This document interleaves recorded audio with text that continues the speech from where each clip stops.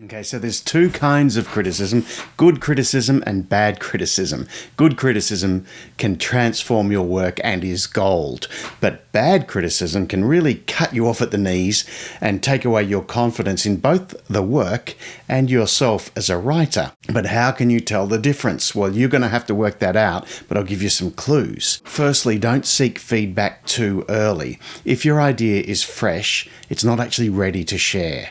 Sharing an undeveloped idea is asking for trouble, if you ask me. Early, unhelpful feedback can ruin a brilliant idea that had flaws, but flaws you were going to naturally fix over time, but are now a giant problem in your mind and makes the idea not worth pursuing. Too much criticism too early. Unless you're brainstorming, I'd suggest not sharing a fresh idea and just working with the idea for a long while before you discuss it with anyone. But when you are ready to share, you've got to be careful too, because you can write something that's brilliant and show it to the wrong person and feel like it's a failure. Imagine a death metal band asking for feedback on a brand new song from, say, The Wiggles. I've got nothing against The Wiggles, by the way. I love The Wiggles.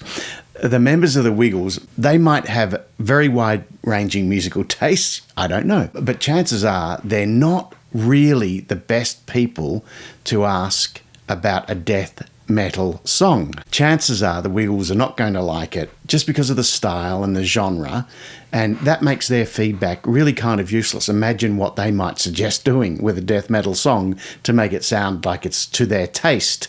It's probably not going to be a death metal song for very much longer. So if you're writing death metal books or the equivalent, maybe don't ask for feedback from someone who's sort of like the Wiggles. But also, when you ask friends and family to provide feedback on your story, sometimes there's a risk that the feedback will be loaded with ulterior motives, or maybe just be delivered with an insensitive style.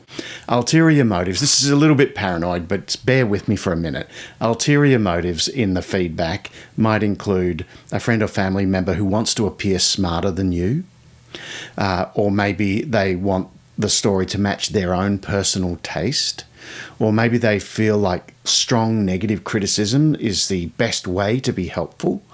Or perhaps they are simply wrong in their suggestions for improving the work. This has happened to me. I had a book, a novel a few years ago, and I shared it with some friends, and they made a suggestion, which was on the surface a really logical, technical, good idea for a suggestion, but I implemented their idea and regretted it once the book came out. I really should have trusted my instincts and gone with that for that idea. So, perfectly good-natured feedback, and it was just wrong.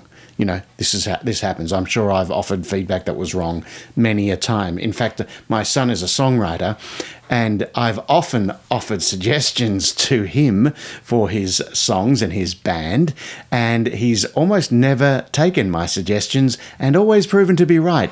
Go Will. So when you're creating something, you're putting your heart out on your sleeve, and you are very vulnerable in that process. So really be very careful about who you seek feedback from, because when you're in that vulnerable state, you really need someone who's caring and who's got your work and you at heart in their feedback.